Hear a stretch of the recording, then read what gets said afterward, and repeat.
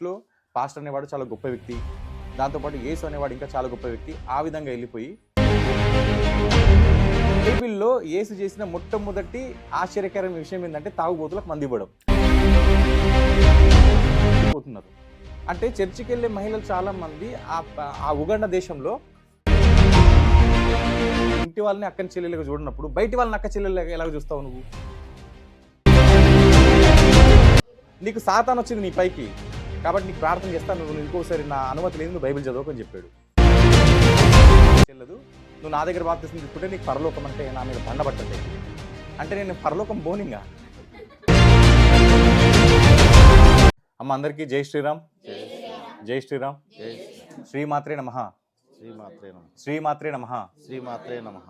నేను ఈ ఊరికి రావడానికి ఒక కారణం ఉంది. అంతకుముందు నేను చెప్పుకోవాల్సింది ఏంటంటే, నా పేరు నరేష్, మాది తెలంగాణ. 800 కిలోమీటర్లు దాటుకొని ఇక్కడికి వచ్చామన్నమాట. 800 కిలోమీటర్లు ప్రయాణించి వచ్చాము. ఇక్కడ స్థితిగతులు ఏంటి, ఎలా ఉంటారు అని. అంటే కొంతమంది ఏంటంటే గిరిజన ప్రాంతాలకు కానీ, లేదంటే ఇంకా వేరే ఏరియాలలో, లేదంటే కొంచెం లేబర్గా పనిచేసుకునే వాళ్ళని మతాలు మారుస్తూ ఉన్నారు ఈ క్రైస్తవులు. అంటే ఒకప్పుడు నేను కూడా అలాంటి పాస్టర్లు చెప్పడం వల్ల మతం మారిన వాడిని.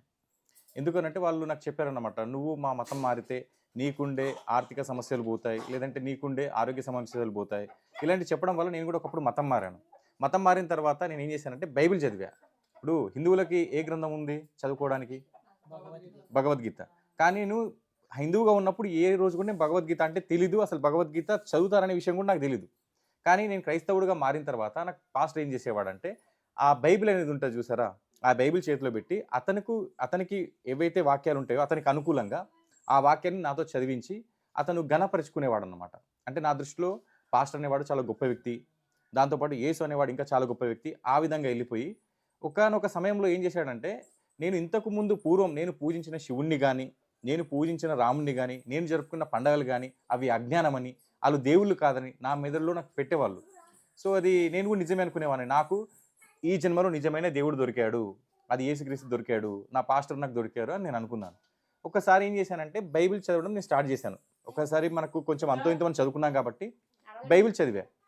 బైబిల్ చదివితే ఒక చోట ఏంటంటే, ఇప్పుడు తల్లి చెప్పినట్టు కొడుకు వినాలా వద్దా? వినాలా? అందరు ఒప్పుకుంటారు కదా, దానికి వినాలి కదా. సరే, ఒక అన్న గనక, ఒక తమ్ముడు గనక ఒక గొప్ప స్టేజ్కి వెళ్ళాడు, కొన్ని వందల మంది వేల మంది అతనికి గుర్తించారు, అతనికి ఒక పేరు, ఒక ప్రతిష్ట, ఒక ధనం వచ్చింది అనుకుందాం. అలాంటప్పుడు ఆ అన్న దగ్గరికి అక్క చెల్లెళ్ళు వెళ్ళి, అన్నయ్య మేము వచ్చాము అని అంటే అతను వాళ్ళని దగ్గరికి తీసుకోవాలన్నా వద్దా? ఇది చిన్న విలువలతో కూడిన సమాచారమే కదా, అవునా? సరే, ఇప్పుడు ఈ విషయాల్ని మనం బైబిల్లో తీసుకుందాం ఉదాహరణకి. అయితే యేసు ఏం చేస్తాడంటే, వాళ్ళ అమ్మ ఒకసారి తన దగ్గరకు వస్తుంది, నాయన పెళ్లి విందులోకి చాలామంది తాగారు, తాగిన తర్వాత వాళ్ళకి ఇంకా మందు కావాలంటున్నారు. ఏం కావాలంట? మందు. పోనీ వాళ్ళ అమ్మ ఏమైనా తీర్థం అడిగిందా వచ్చిన అతిథులందరికి ఇవ్వడానికి? మందు. పోనప్పుడు ఏమైనా వైన్స్లు ఉన్నాయా పట్టుకరా అంటే పట్టుకరాదందుకి లేవు కదా, వైన్స్లు ఏం లేవు. సో వాళ్ళ అమ్మ అడిగితే ఏం చేశాడంటే, యేసు ఏం చేస్తాడంటే, మన దాంట్లో ఉండే క్యారెక్టర్, అమ్మ నేను ఇప్పుడు నేను చెప్పినట్టు నేను వినను, నువ్వు నన్ను ఇంకొకసారి అడగకు అని ఎదురు మాట్లాడతాడు. అక్కడ అయినా మాట్లాడినాక ఏం చేస్తాడంటే, అక్కడ ఒక బావిలో నీళ్ళని ఒక వైన్స్గా మార్చేసి అందరికి పోస్తాడు. అయితే తాగుబోతులు కూడా ఏమంటారంటే, ఇదేంటి పెళ్ళికి వచ్చిన వాళ్ళకి ముందు మంచి అంటే కిక్కిచ్చే విధంగా మందిస్తారు, ఇచ్చిన తర్వాత వాడు మత్తులో తూగిపోయిన తర్వాత వాడికి మందు అని చెప్పి నీళ్ళు ఇస్తారు కదా. కానీ ఇదేంటి రివర్స్లో, మాకు ముందు చెడు మందు ఇచ్చారు, సెకండ్ ఇచ్చింది మంచి మందు అని చెప్పి యేసు సృష్టించిన ఆ అద్భుత కార్యాన్ని వాళ్ళు పొగుడుతారు. ఆయన చేసింది ఏమైనా తీర్థం పోస్తున్నాడా వాళ్ళకి? బైబిల్లో యేసు చేసిన మొట్టమొదటి ఆశ్చర్యకరమైన విషయం ఏంటంటే తాగుబోతులకు మంది ఇవ్వడం. ఈ చిన్న ఉదాహరణ చాలదు. ఆయన పాపుల కోసమే వచ్చాడంటారు. నిజంగా పాపుల కోసం పాపం చేయడానికే వస్తారు. ఎందుకనంటే ఇప్పుడు ఆఫ్రికా లాంటి దేశాల్లో, ఇప్పుడు ఉగండా లాంటి దేశాలు ఏంటంటే, చాలామంది తండ్రులు ఏం చేస్తున్నారంటే పిల్లల్ని పట్టుకొని హాస్పిటల్కి వెళ్తున్నారు. ఎందుకు వెళ్తున్నారు తెలుసా? వీడు నా కొడుకేనా, వీడు నా కూతురేనా అని టెస్ట్ చేయించడానికి. ఈ విషయం తెలుసా మీకు? తెలియదు కదా. కావాలంటే ఇంటర్నెట్లో కూడా ఉంటుంది, చూడొచ్చు. నేను దాంట్లో స్క్రోల్లో కూడా నేను ఇస్తాను. అయితే ఎందుకు చేస్తున్నారనంటే, ఈ స్త్రీలు ఎవరైతే ఎక్కువ మంది చర్చిలకు వెళ్తున్నారు కదా, చర్చిలకు వెళ్ళిన తర్వాత వీళ్ళు భర్తల్ని పక్కన పెడతారు, కొంతమంది భర్తల్ని కూడా విడిచిపెడతారు. భర్తల్ని పక్కన పెట్టేసి ఈ పాస్టర్తో ఉండిపోతున్నారు. అంటే చర్చికి వెళ్ళే మహిళలు చాలామంది ఆ ఉగండ దేశంలో ఉన్నారనమాట. వాళ్ళ తండ్రులకు కాదు. అందుకే తండ్రులు ఏం చేస్తున్నారంటే చాలామంది హాస్పిటల్కి వెళ్ళి వీడు నా కొడుకా లేదంటే వీడు నా కూతురా అనే స్థితికి వచ్చారు. అందుకే మనకు ఆ సంస్కృతి వద్దంటున్నాం మనం. అర్థమైందా? సో అక్కడ ఏం చేశారంటే తల్లి మాట వినలేదు అక్కడ. ఇంకోసారి ఏంటంటే ఒక వేల జన సమూహం ఉంటుంది బైబిల్‌లో. వేల జన సమూహంలో ఏంటంటే వాళ్ళ అక్క, చెల్లెళ్ళు ఏం చేస్తారంటే నా యొక్క తమ్ముడు, నా అన్న ఒక పెద్ద స్థితిలోకి వెళ్ళిపోయాడు. మా అన్న మమ్మల్ని ఆదుకుంటాడని చెప్పేసి వీళ్ళంతా వెళ్తారనమాట అక్క చెల్లెళ్ళందరూ కలిసి. ఇప్పుడు మన ఇంటికి ఒక ఆడపడుచు వచ్చిందంటే ఆవిడకి ఏమేమి పెట్టాలో అవన్నీ పెడుతున్నారు కదా ఇంట్లో. పెడతారా? పెడతారు. మళ్ళీ ఆడ స్త్రీని ఎలా చూస్తారు? దేవతలా చూస్తారు. అయితే కొంతమంది ఏం చేస్తారంటే యేసు మీ చెల్లెలు, మీ అక్కలు అందరూ వచ్చారు నేను చూడడానికి. మరి వాళ్ళని పిలవమంటారా అని అంటే అప్పుడు ఏం చేయాలి? నిజంగా కొంచెం ఆయన చిన్నప్పటి నుంచి అక్క చెల్లెలతో పెరిగాడు కాబట్టి ఆ కాస్త కృతజ్ఞతతో సరే నా అక్కలు చెల్లెళ్ళు వచ్చారు కాబట్టి రమ్మని చెప్పాలి. కానీ అక్కడ ఏం చేస్తాడు చెప్పన్నా? ఎవత్తు నా అక్క, ఎవత్తు నా చెల్లి. ఎంత కర్ణ కఠోరం అది! కఠోరం విషయమే కదా. చచ్చిపోతారు అక్కడ.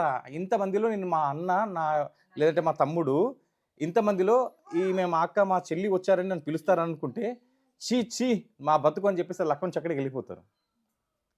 అంత నీకు స్టేజ్ వచ్చినప్పుడు నువ్వేం చేయాలి? కనీసం అక్కని చెల్లెల్ని నువ్వు ఇంటి వాళ్ళని అక్కని చెల్లెలుగా చూడనప్పుడు బయటి వాళ్ళని అక్క చెల్లెలు ఎలాగ చూస్తావు నువ్వు? ఇవన్నీ బైబిల్లో ఉంటాయి అనమాట. అయితే నేను ఇవన్నీ చదివిన తర్వాత ఒకసారి ఏం చేశాను, ఇవన్నీ నాకు అర్థమైపోయి ఒకసారి పాస్టర్ గారికి అడిగా, పాస్టర్ గారు మరి బైబిల్లో ఈ విధంగా ఉంది ఎందుకు? అదేవిధంగా ఎవరైతే విగ్రహారాధన చేస్తున్నారో వాళ్ళని రాళ్ళతో కొట్టి చంపమని ఉంది ఎందుకు అని అంటే అతనికి డౌట్ వచ్చింది. వీడు నా నుంచి వెళ్ళిపోయేటట్టున్నాడని. నాయన నువ్వు బైబిల్ మొత్తం చదవకూడదు, నేను చెప్పింది నువ్వు వినాలి అంతే. నేను చెప్పింది నువ్వు వినాలి. నీకు సాతాను వచ్చింది నీ పైకి కాబట్టి నీకు ప్రార్థన చేస్తాను, నువ్వు ఇంకొకసారి నా అనుమతి లేదు నువ్వు బైబిల్ చదవకని చెప్పాడు. ఇంకా నేనేం చేస్తానంటే అవునేమో నా మీకు సాతాను వచ్చింది, నేను ఒకసారి నన్ను అనుమానపడ్డా నేను. సో తర్వాత ఏమైందంటే కొన్ని రోజులు అతను చెప్పే మాటలకి చేసే చేష్టలకి అసలు పొంతన లేదమ్మా. పొంతన లేకపోయేసరికి ఇలా కాదని ఆ బైబిల్ని మొత్తం చదివి ఆ బైబిల్లో ఉన్న డౌట్స్ని నేను వేరే పాస్టర్ దగ్గరికి వెళ్ళా. వేరే పాస్టర్ దగ్గరికి వెళ్తే ఏమంటారంటే నువ్వు వెళ్తున్న పాస్టర్ అయితే ఎవరైతే ఉన్నారో అతని పైన పెద్ద సాతాను ఉంది, ఇన్ని రోజులు నువ్వు సాతాన్లో ఉన్నావు కాబట్టి నువ్వు నా దగ్గరికి రా, ఆ స్కూల్లో నువ్వు మానేయి నా స్కూల్లోకి రా అన్నట్టుగా చెప్తున్నాడు. ఇదేంటి మరి నేను బాప్తిస్మం తీసుకున్నాను కదా అని అంటే అక్కడ తీసుకున్న బాప్తిస్మం నీకు చెల్లదు, నువ్వు నా దగ్గర బాప్తిస్మం తీసుకుంటే నీకు పరలోకం అంటే నా మీద బండబడ్డట్టు అయిపోయింది. అంటే నేను పరలోకం పోనింగా, నేను పరలోకం పోవాలంటే ఇప్పుడు నేను మళ్ళీ బాప్తిస్మం తీసుకోవాలి అయ్యగారు అంటే అవునని చెప్పాడు. సరే అని చెప్పి అదేవిధంగా బైబిల్లో చదువుతా వెళ్తే మళ్ళీ సేమ్ అవే ప్రశ్నలు ఈ పాస్టర్ కడితే ఏం చెప్పాడనంటే లేదు నువ్వు నా అనుమతి లేని నువ్వు బైబిల్ పూర్తిగా చదవకూడదు, నేను ఏ వాక్యాలు చెప్తానో అవే చదవాలని చెప్పేవాడు. అయితే నాకు అనిపించేది సరే మరి ఈ బైబిల్ ఒకటే ఉంది కదా, మరి భగవద్గీత ఉంది ఒకసారి చదువుదామని అనుకున్నా. భగవద్గీత చదివిన తర్వాత ఒక పండితుడికి కాల్ చేశా. అతనికి అప్పుడు 17 సంవత్సరాలు ఆ పండితుడికి, ఇప్పుడు 31 ఉంటాయి అనుకుంటా. ఫోన్ చేసి నేను ప్రశ్నలు అడిగితే ప్రతి ప్రశ్నకి సమాధానం చెప్పేవాడు. ఇంకా చదువు, హిందుత్వం అనేది తర్కంతోనే ఆధారపడి ఉంది, హిందుత్వం అనేది ప్రశ్నతోటే ఆధారపడి ఉంది, నీ ప్రశ్న పోయేంత వరకు నువ్వు ప్రశ్నించు. బైబిల్ ఏం చెప్తారు, నీ ప్రశ్నలు నువ్వు బైబిల్లో చదివి నువ్వు పాస్టర్కి అడిగితే నువ్వు ప్రశ్నించకూడదని చెప్తారు. ఆడది కేవలము వినడానికే ఉంది, అంతేగాని ప్రసంగాలు చెప్పడానికి లేదు అని ఆడదని తొక్కేస్తారు అందులో. కానీ ఇక్కడ మన భగవద్గీత చదివినా కానీ ఎవరికి ప్రశ్నలు అడిగినా వాళ్ళు సమాధానం మనకు చెప్తున్నారు. అయితే అదేవిధంగా నేను ఒకసారి అనుకోకుండా ఒక ఘట్టం చూసా. శ్రీరామచంద్ర ప్రభువుకి రేపు ఏం చేస్తారంటే ఆయనకి పట్టాభిషేకం జరుగుతుంది కదా, పట్టాభిషేకం జరుగుతుంది, కేవలం చిరునామా మాత్రమే ఉంది. అప్పుడు కైకేయి ఏం చేస్తుంది, దశరథ మహారాజుకి ఏం చేస్తుంది, మహారాజుకి నువ్వు వెళ్ళి ఏం చేయాలి, పట్టాభిషేకం ఆపేసి ఏం చేయాలి నువ్వు కాదు ఎక్కడికి వెళ్ళాలి, వాళ్ళు వనవాసానికి వెళ్ళాలి. నువ్వు శ్రీరాముడికి చెప్పుకో అంటే శ్రీరాముడికి వెళ్ళి చెప్పు అని అన్నప్పుడు ఏం చేస్తాడు దశరథుడు వెళ్ళి, నాయన నీకు రేపు పట్టాభిషేకం లేదు, రేపటి నుంచి 14 సంవత్సరాలు నువ్వు వనవాసం. అదే ఈ కాలం రాముడు అయితే ఏం చేస్తాడు, ఏంటి నాకు రేపు అధికారం ఇస్తానని చెప్పి నువ్వు ఇప్పుడు లేదు నేను ఇప్పుడు పంచాయతీ పెట్టుకుంటా ఇంట్లో, నువ్వు ఒక 20 మంది పెద్దల్ని పిలిపించు, నేను ఒక 20 మంది పెద్దల్ని పిలిపిస్తానంటాడు. అవునా? కానీ అక్కడ రాముడు ఏం చేశాడు, అదే చిరునవ్వుతో నాన్న నువ్వు ఏది చెప్తే నేను అది శిరసావహిస్తాను, నువ్వు వీక్షణమని చెప్పినా కానీ నేనేం చేస్తాను అని వెళ్ళిపోయాడు కదా. అంటే తండ్రి మాటకు అక్కడ విలువ ఉంది, హిందూ ధర్మంలో తండ్రి మాటకు విలువ ఉంది.